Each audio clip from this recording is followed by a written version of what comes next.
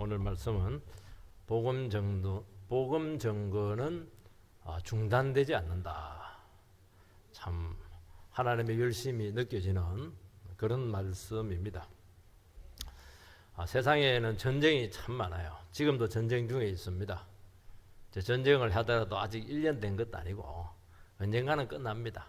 끝나면은 전성국이 있고 패배국도 이겼지만은 일단 쉬게 될 겁니다. 이기면은 보상이 아주 큽니다. 영적 전쟁은 좀 특이합니다. 영적 전쟁은 어떻게 일어나느냐? 적이 쳐들어옴으로써 일어나는 게 아니고 복음이 선포되면은 그때부터 이게 선전포고입니다. 제가 지금 설교하잖아요. 이게 지금 선전포고하고 있는 게 지금. 그러면 그때부터는 이제 영적 전쟁이 시작이 된 겁니다. 집에서도 가만히 있으면 아무 일 안 일어나요. 근데 예수 믿으라고. 그러면 그때부터 이제 난리가 나는 거예요. 근데 문제는 뭐냐? 전선이 보이지가 않아요. 그리고 그때부터 어디서 무슨 일이 터질지 아무도 몰라요. 그리고 많은 희생이 오게 되고 위협을 받기도 하고 실제로 사도들 같은 경우에는 생명 순교를 당하죠. 그럼 이 전쟁을 어떻게 이겨나가야 될 것인가 하는 게 우리의 숙제인데 이것은 성령을 의지해서 이렇게 가면은 이겨냅니다. 물러서면 안 됩니다. 100% 이제 이긴 건데 마음을 잘 드시고 말씀과 성령으로 이리 하면은 전부 다 이겨낼 수가 있어요. 하나님께서 이 방법을 쓰시는 이유는 왜 그러냐니까 세상을 조용히 놔두고 싶지 않은 거예요. 막 죄짓고 있고 막 그냥 욕심부리고 우상숭배하는데 이 가만히 놔두면 어떻게 해요? 그냥 복음을 선전포고를 해가지고 하나님께서 전쟁의 하나님 전쟁꾼입니다. 우리 식으로 표현하면 막 구중물을 일으켜가지고 여기다 내놓고 성도들로 하여금 막 대포를 쏘게 하고 소총을 쏘게 하고 요즘 다연장포가 난리던데 그렇게 해가지고 가만히 안 놔두겠다는 게 지금. 그러니까 우리도 피해가 있죠. 그래도 반드시 이깁니다. 제압을 합니다. 그래서 우리가 예수 믿고 나서 왜 좋은 일만 안 생기고 왜 어려움이 생기고 핍박이 오고 그럴까?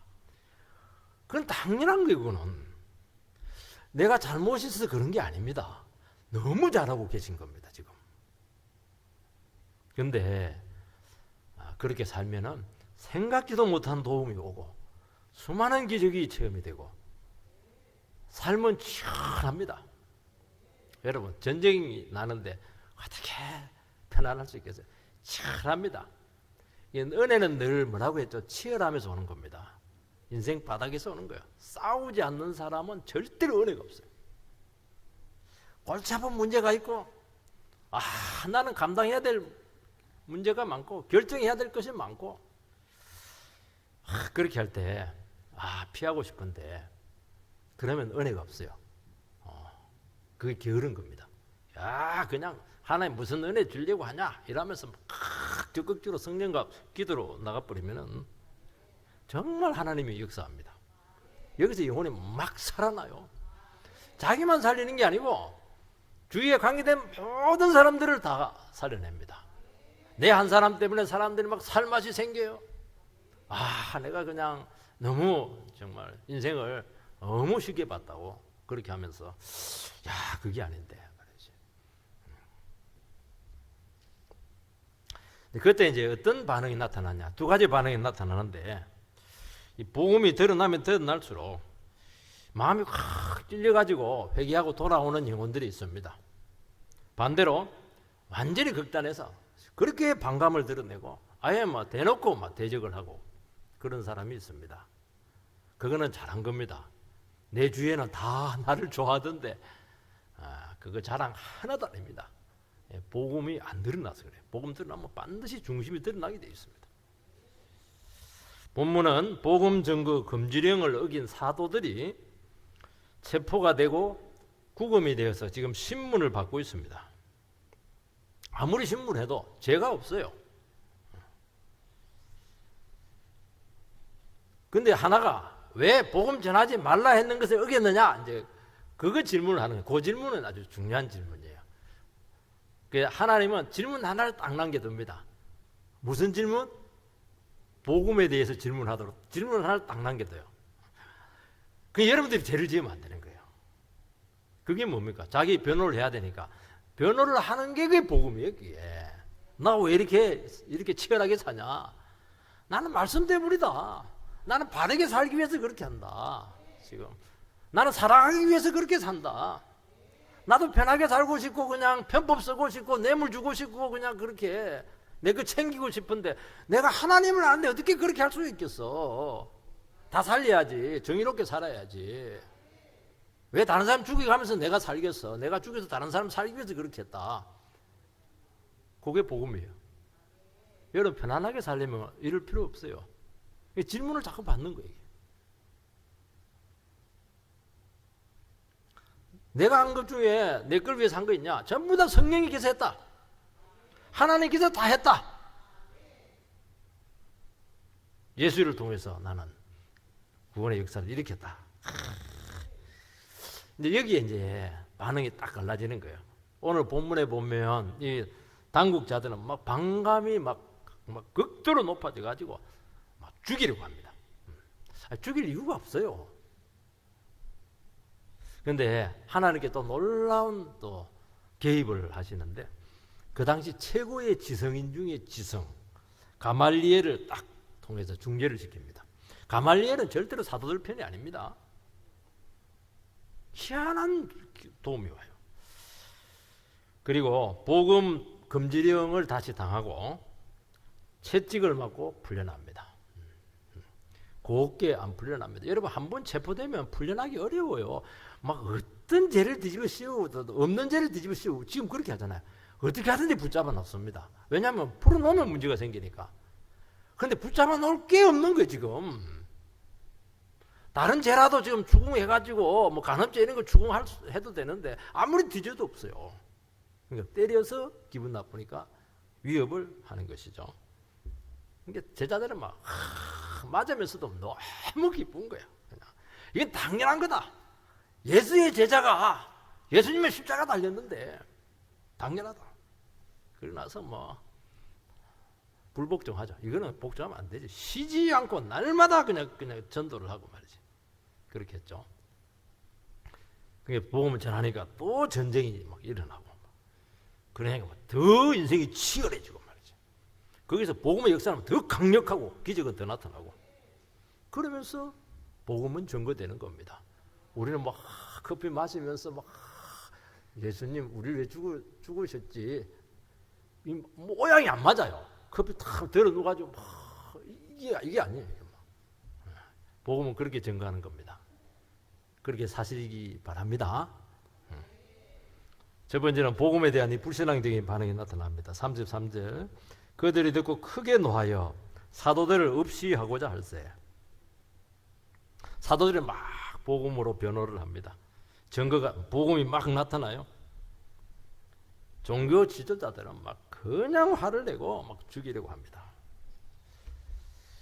사도들이 당국자들에게 증거한 복음은 너희가 죽인 예수가 살아났다. 하나님께서 이분을 구원자로 삼았다. 이분은 인간이 아니고 하나님의 아들이다. 이제 그거 증거한 겁니다. 똑같다고 그랬잖아요. 복음은 똑같아요. 답이기 때문에 그래요. 사람들이 답을 안 받아들이니까 계속 도전을 받는 거예요. 그런데 이들은 회개하지 않고 적대감을 드러내고 있습니다. 복음은 특징이 하나가 있어요. 자기를 숨길 수가 없어요. 왜냐하면 인간의 전곡을 탁 찌르거든. 하나님에 대한 태도를 탁 드러내는 거예요. 본심이 막 드러나는 겁니다. 그래서 복음을 받아들이면 인정하고 받아들이면 그 바로 잡을 수가 있는데 우리 그렇잖아요. 아주 예수만 믿으면 정말 저 사람 완벽한데 예수를 안 믿는다는 거예요. 예수를 안 믿는다는 것은 다 틀렸다는 거예요. 이게 완벽한 게 아니고 다 틀려도 예수 딱 믿으면 이 사람은 된 거예요. 하나님 전부 다 고쳐냅니다. 왜 그러냐니까. 왜 안 받아들이냐. 제가 이 메시지를 거부하기 때문입니다. 복음 받으면 간단합니다. 성경에 보면 사람들이 예수께 영광을 돌렸더라. 그리고 끝나요. 한 줄이면 끝나요. 그런데 너무 안 믿는 거예요. 불신앙이 너무 다양하게 나타나고 적나라하게 나타나는 이유는 이 불신앙 문제가 간단하지가 않다는 겁니다. 이게. 제가 영혼을 병들게 했죠. 사람들은 전부 다 태도가 비뚤어져 있습니다. 죄는 자꾸 숨기려고 합니다. 복음은 자꾸 들추어냅니다. 그러니까 복음이 오면 사람들이 자꾸 방어지게 돼요. 말하지 마라 그래요. 넌 다른 건 다 좋은데 교회 가라 소리만 하지 마라 그래요. 그러니까 정말 해줄 말이 없어요. 해주고 싶은데 해줄 수가 없어요. 화를 내니까. 간접적으로 이렇게 애들려서 싹 말해도 복음은 어쩔 수가 없어요. 자꾸 마음을 건드리니까, 본심을 자꾸 건드리니까 너 또 나를 의심을 하냐고 이러면서 막 반감을 보이는 겁니다. 죄 지은 사람이 큰 소리 칩니다. 도둑놈이 큰 소리 친다고. 자꾸 양심을 죽이려고 하는 겁니다. 죄를 합리화해요. 핑계대요. 남 탓을 자꾸 하고 상황 탓을 하는 것입니다. 그리고 죄가 많고 자기 속이 불편한 사람들의 특징이 뭐냐? 못된 짓 하고 나무 등쳐먹은 사람들이 헛기 무슨 말 잘하냐? 정의를 그렇게 강조를 해요. 정의를. 왜? 자기가 정의롭지 못하니까. 자기가 정의로운 사람들은 말 안 해요. 그냥 정의롭게 살면 되는 거예요. 말을 많이 그렇게 사냐고 이렇게 하는 사람들 보면은 전부 다 속이 시커멓습니다. 보이잖아요 지금. 그러면서 뻔뻔해지는 겁니다. 그리고 특징이 뭐냐? 끝까지 잘못을 인정하잖아요. 그리고 죄짓고도 너무 아무렇지도 않게 사는 것도 능력입니다. 그거. 그리고 자기 삶이 너무 만족스럽대요. 너무 행복하대요.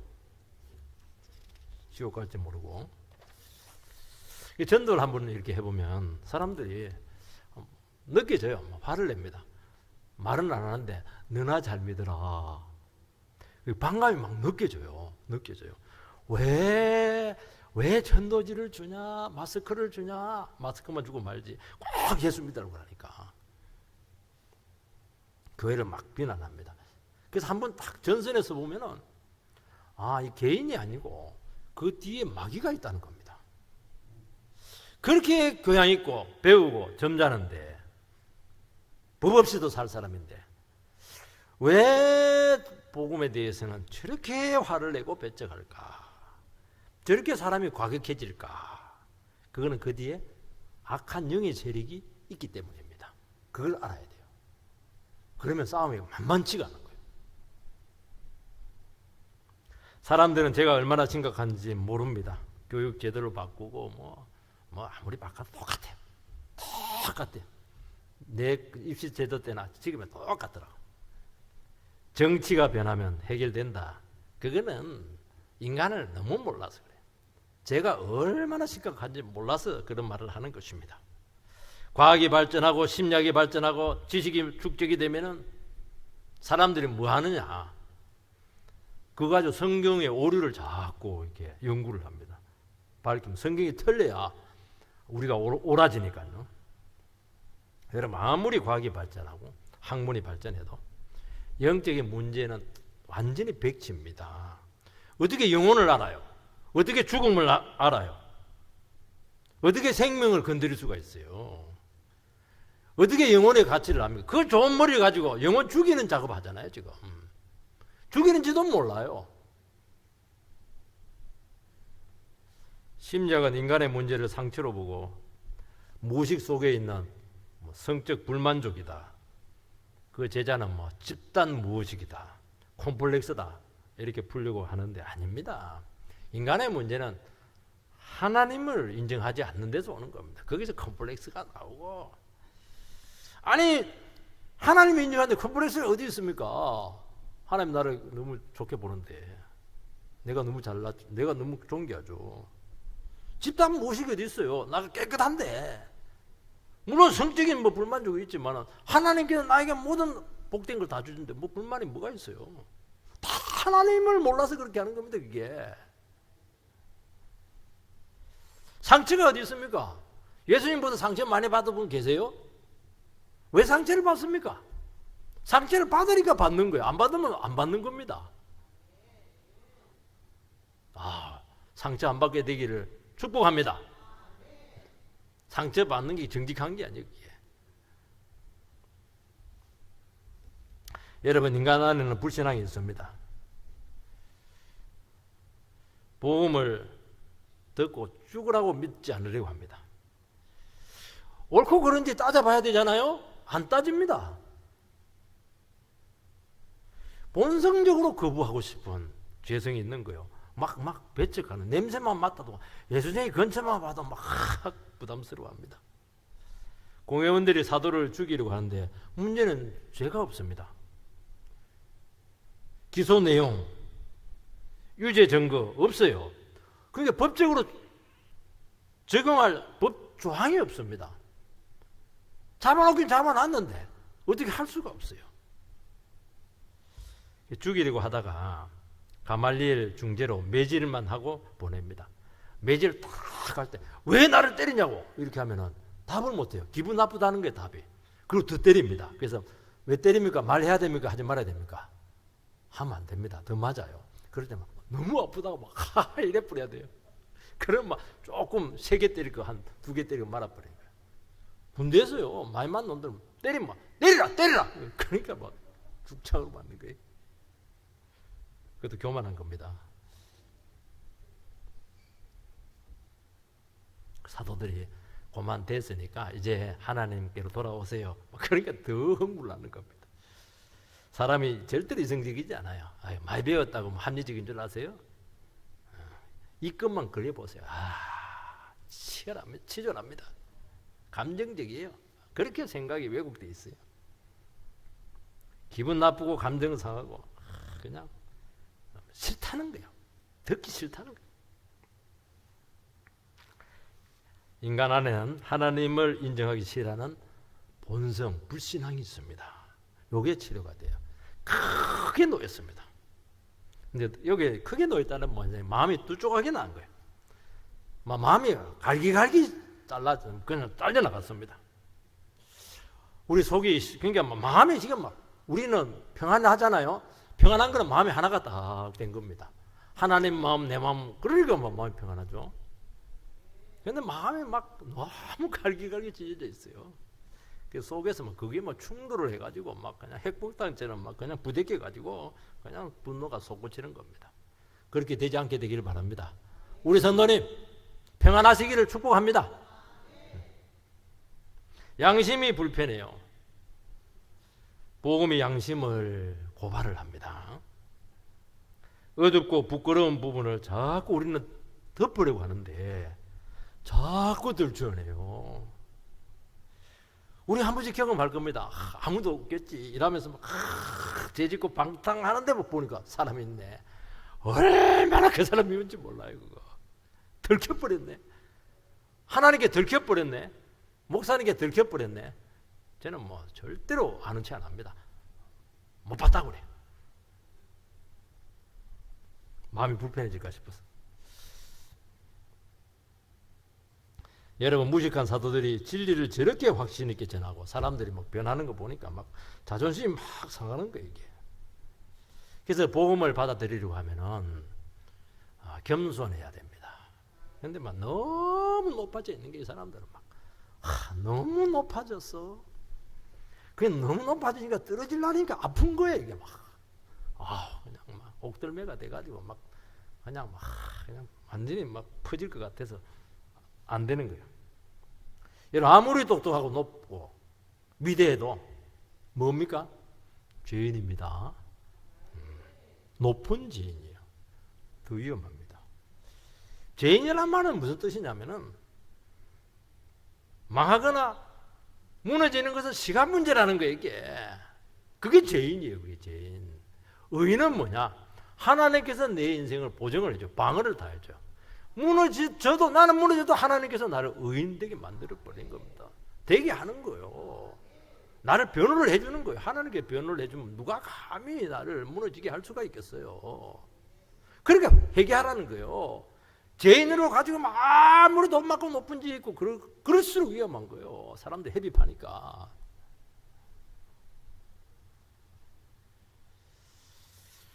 두 번째는 객관적인 입장을 취한 아주 고상한 불신앙자가 나타나고 있습니다. 34절, 35절 이거 보면은 바리새인 가말리엘은 율법 교사로 모든 백성에게 존경을 받는 자라. 공회 중에 일어나 명하여 사도들을 잠깐 밖에 나가게 하고 말하되 이스라엘 사람들아 너희가 이 사람들에게 대하여 어떻게 하려는지 조심하라. 이 가말리엘이라고 하는 아주 인물이 나타나는데 유대사에서는 뭐 최고의 지성인이죠. 율법 교사입니다. 율법 교사 이렇게 됐는데 이 사람은 율법 가르치는 사람들 중에 스승이에요. 목사를 가르치는 위에 목사 그렇게 보시면 돼요. 사도 바울이 이 가말리엘의 제자입니다. 그 당시 최고의 지식인이고 학파를 만듭니다. 이런 학파를 만드는 것은 달라요. 학파는 한 산을 만드는 겁니다. 산 속에 많은 짐승들이 들어있듯이 한 줄기를, 학문 줄기를 만들어낸 거예요. 이 사람은 산헤드린 공회원에 정말 실력자였어요. 이 사람 한마디면 움직이잖아요. 국회를 움직이는 거예요, 이 사람은. 그 모든 백성들의 존경을 받았습니다. 되게 존경받아도 비난도 같이 있거든요. 근데 이 사람은 전부 다 존경을 해요. 공회원들이 저 사도들 죽여야 된다고 격분하고 폭력성을 보입니다. 그런데 이 사람은 정말 침착하고 객관적으로 문제를 보고 있어요. 학식이 있고 스성이고 문제를 전체적으로 대단히 균형감 있게 보고 있습니다. 이분을 보면은 정말 편견이 없고 절대로 감정적이지 않아요. 그러면서 사도들에게도 보니까 긍정적인 부분이 있다. 상대를 인정해 주잖아요. 우리는 미우면 전부 다 잘못됐다고 그렇게 하거든요. 그거는 객관성을 잃어버린 겁니다. 설교를 듣고 백성들이 이렇게 반응을 한다는 거예요. 병이 낫는다는 겁니다. 뭔가 있다는 것이죠. 신중론자입니다. 조심하자.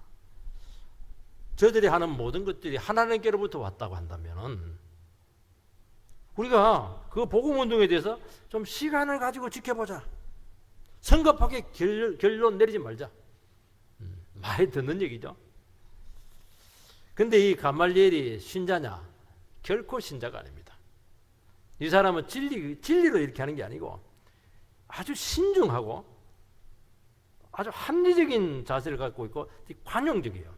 사람이 뭔가를 알면은 세상이 간단하지 않다는 것을 알게, 입장들이 다 있다는 것을 알게 돼요. 그래서 아주 균형적인 감각을 자꾸 유지하려고 합니다. 이 사람은 영적인 시각이 없어요. 대단히 도덕적이고 지식인의 시각이죠. 이 사람은 왜 거듭나지 않았거든요. 육에 속한 사람이에요. 육에 속한 사람은 영의 일을 알지 못합니다. 기독교에 대해서 우호적이에요. 그리고 자비가 많고 굉장히 희생적인데 예수님을 믿는 거 아닙니다. 거부합니다. 거부하는데 굉장히 교양 있게 거부합니다. 다른 사람들은 막 거칠게 거부를 하는데 거칠게 하든 교양 있게 하든 거부한 거랑 똑같은 거예요. 예수를 몰라요. 왜 예수를 아는 게 중요하냐? 예수를 알아야 자기를 알거든. 자기를 안다는 것은 내가 죄인이라는 것을 아는 거예요. 죄인이라고 하는 것은 내가 하나님 앞에 문제가 심각하다는 것을 아는 거예요. 거기서 인생의 겸손이 오는 겁니다. 여기서 인생의 진지성이 오는 거예요. 여기 하나님에 대한 필요성이 오는 겁니다. 자기를 알아야 돼요. 그러니까 자기는 문제가 전혀 없어요, 지금. 왜냐하면 존경받거든. 내보다 아는 사람 없거든. 그게 자기의 모습을 가려버렸어요. 자기를 깨뜨려야 되는데 너무 완벽하기 때문에 어떻게 깨뜨릴 수가 있겠습니까? 그 안에 있는 무엇을 어떻게 솔직하게 이야기할 수가 있겠어요? 안 되는 겁니다. 그래서 세상 지혜일 뿐이지 생명을 살리는 하늘의 지혜는 절대로 나오잖아요. 여러분, 우리 이 지혜를 가져야 되거든요. 영혼을 살리는 지혜를 가져야 되지. 이거 좀 다투는 거 조금 뭐 이것도 귀하긴 해요. 뭐. 그런데 그 다음에 또 안 다툽니까? 그 다음에 또 다투잖아요. 사도들 결국 죽이잖아요. 순교시켜버리잖아요. 근본적인 문제가 해결이 안 되는 겁니다. 우리는 이런 지식, 이거 물론 그것도 필요하겠지만은 우리는 그런 지식을 추구하지 않아요. 여러분, 제일 위대한 것은 뭐냐? 예수 따라가는 인생입니다. 그게 큰 사람이고 그게 가치가 있는 거예요. 예수 따라가려고 하면 자기를 낮춰야 됩니다. 사람이 겸손하면 말을 안 해도 사람이 묵직해, 무게감이 있어. 큰 소리 안 쳐도 그 사람 말을 무시할 수가 없어요. 이게 큰 사람 아닌가요? 막 온갖 소리 다 지르고 이렇게 하는데 딱 중심을 놓고 보면 그렇게 사람이 가벼울 수가 없어요. 입장을 팍팍 바꿔버려요. 왜냐면 내 안에 주님이 살아계시니까, 하나님께서 다 하시니까. 내가 책임을 지려고 하니까 조급한 거예요. 내가 결정을 내리려고 하니까 두려운 거예요. 하나님 내 안에서 다 하면 겁날 게 뭐가 있어요. 36절 37절 이전에 드다가 일어나 스스로 선전하며 사람이 약 400명이나 따르더니 그가 죽임을 당하며 따르던 모든 사람들이 흩어져 없어졌고 그 후 호적할 때 갈릴리의 유다가 일어나 백성을 깨어 따르게 하다가 그도 망한즉 따르던 사람들이 흩어졌느니라. 이 사람이 이제 설득을 하기 위해서 두 가지 정치적인 사건, 역사적인 사건을 끌어들여서 정리합니다. 드다하고 유다입니다. 드다는 이제 자칭 메시아다. 나는 여호수아의 후계자다. 요단강을 막 건너가서 이상사회를 건설하자 이렇게 했는데 잡혀서 그냥 죽임을 당합니다. 유다는 그 당시 로마의 지배 가운데 세금 문제로 백성들이 막 그냥 흥분해 있을 때 선동을 해서 독립운동을 전개했던 사람이죠. 이 사람도 로마에 체포되어서 죽임을 당합니다. 그래서 백성들을 선동해서 추종자들이 따랐지만은 죽으니까 흩어지더라. 그리고 그 사람 죽으니까 그 운동은 사라지더라. 그러니까 사도들을 통해서 일어난 이 복음운동이 갑자기 생겼고 지금 뭐 굉장한 것 같고 추종자들이 많고 위협적으로 보여도 별것 아닐 수가 있다. 이제 그 논리를 펴는 겁니다. 논리를 따라가야 돼요. 그리고 그들의 메시지를 한번 들어보고 좋은 점이 있으면 인정하자.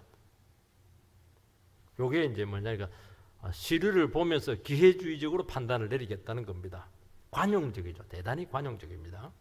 그리고 이 사람은 역사적인 안목을 가지고 있어요. 그리고 하나님을 인정을 해요. 이 사람도.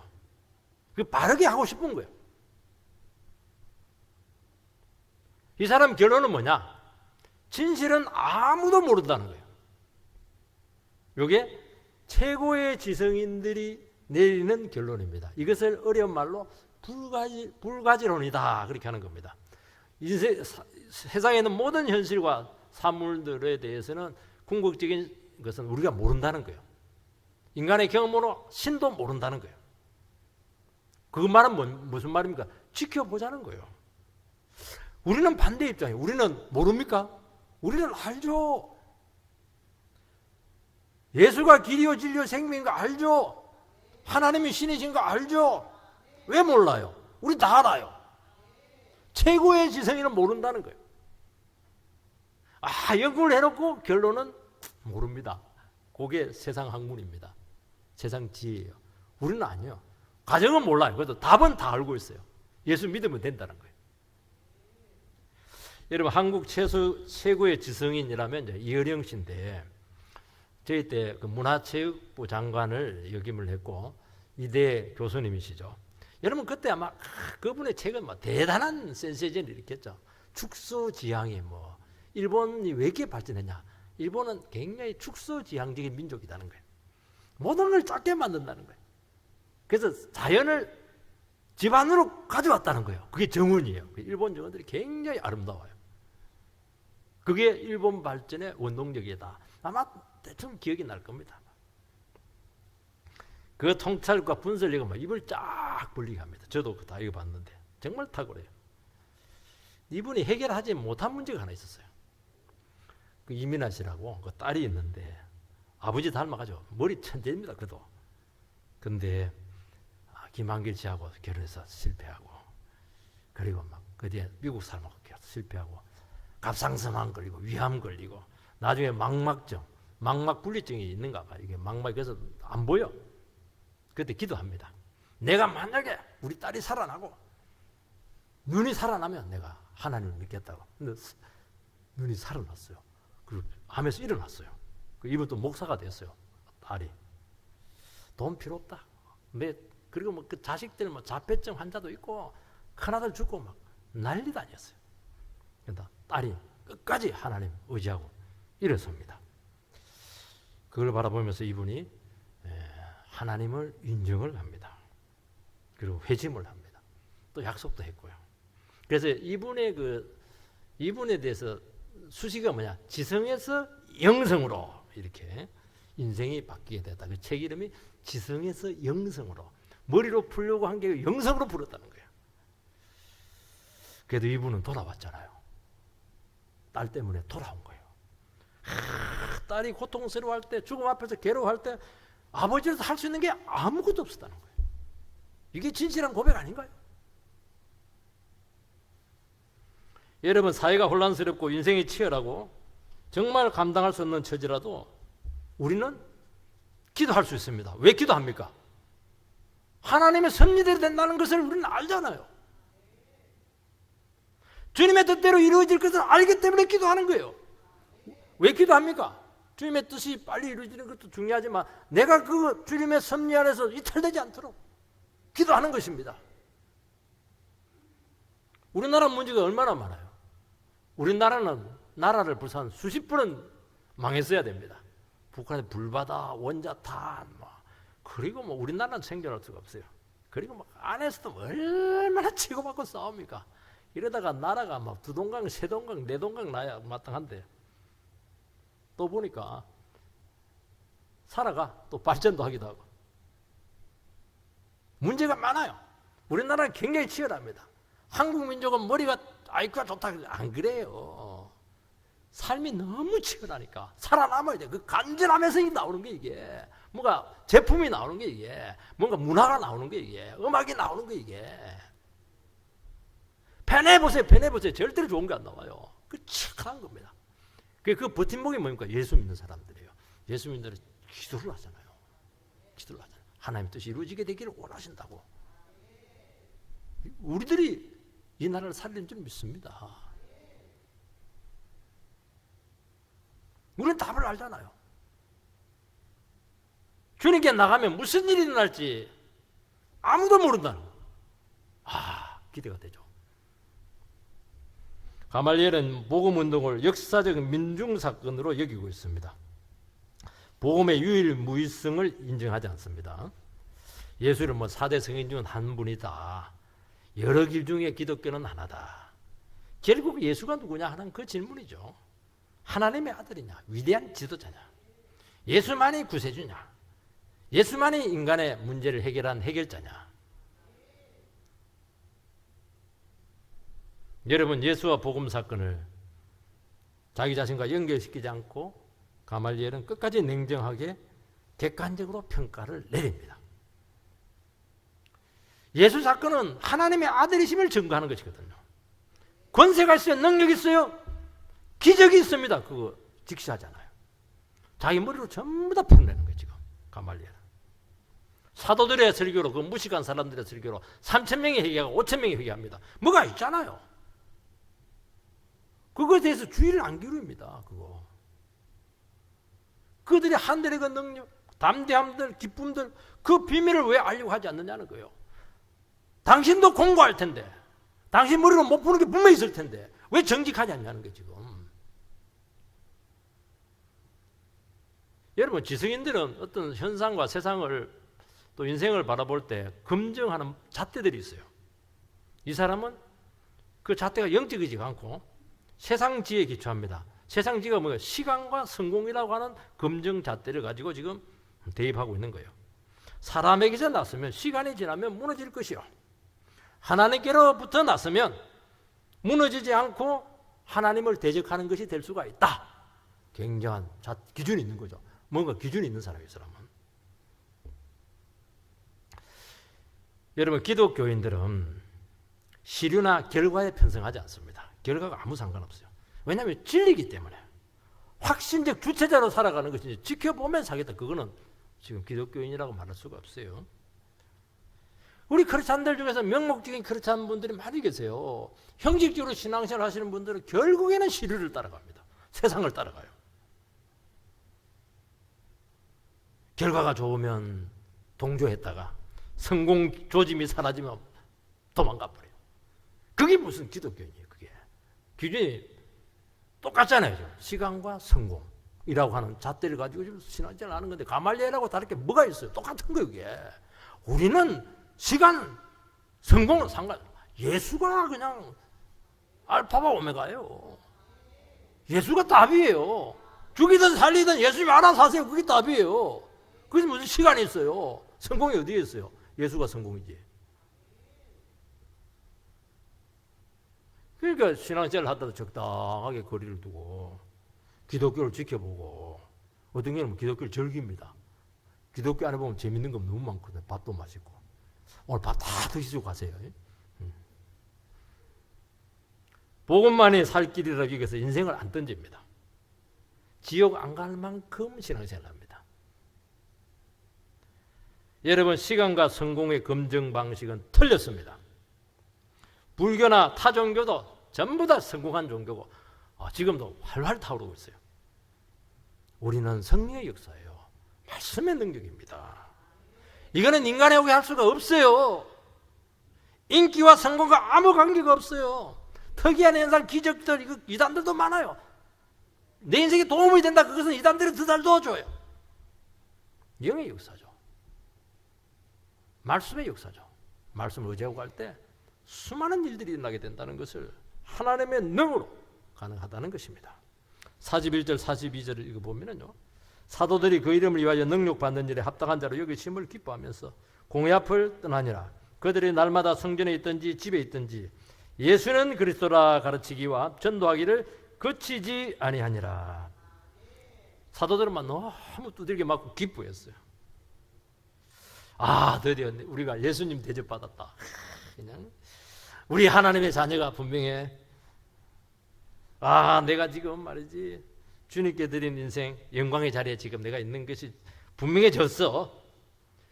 합당하게 얘기했다. 고생하는 거 합당하게 얘기했다는 거예요. 하나님 나를 써주셨네. 복음 선포에 헌신하면서 주님의 고난에 동참했다는 것입니다. 위로죠, 위로. 하늘의 위로가 온 거예요. 자기들이 그냥 미쳐서 기뻐한 게 아니고 하나님 기쁜 거예요. 이게 기쁨이 왔어요. 용기가 생기는 거예요. 힘이 나는 거예요. 열정이 막 살아나요. 너희들이 나를 때렸지만은 너희들이 다른 길이 있냐는 거예요. 이게 복음 전도를 거부했지만 다른 길이 있냐는 거예요. 그게. 제가 전도할 때마다 그거예요. 우리는요 억지로 하잖아요. 의무적으로 하잖아요. 너무 기뻐서 가르치고 전도합니다. 이들은 날마다 했다고 했대 있거든요. 정말 이것이 진짜가 아니고 거짓된 것이라면 날마다 못합니다. 복음을 전하고 증거하면 진짜다는 것이 계속 확인이 돼요. 야, 복음만이 길이구나. 복음만이 영혼을 살리는 것이구나. 이것이 자꾸 확신이 온다니까요, 이게. 그러니까 자꾸 하게 되죠. 재미가 있어요, 이게. 최고로 재미있어요, 이게. 우리는 날마다 전도 안 하니까 세상에 구원이 지금 없어요. 말씀대로 살지 않아서 세상에 지금 고통을 받고 있습니다. 그들이 전하는 게 예수가 그리스도라는 거예요. 이 말은 예수가 답이고 예수가 주인이라는 거예요. 우리는 그래 안 하잖아요. 내가 주인이잖아요. 내가 욕심 부리면서 어떻게 증거할 수가 있겠습니까? 자꾸 나를 증거를 하는 거예요. 그러면 여러분 세상에 흡수됩니다. 오늘 우리 시간 담대한 전도자들이 되기를 주의 이름으로 축원드립니다.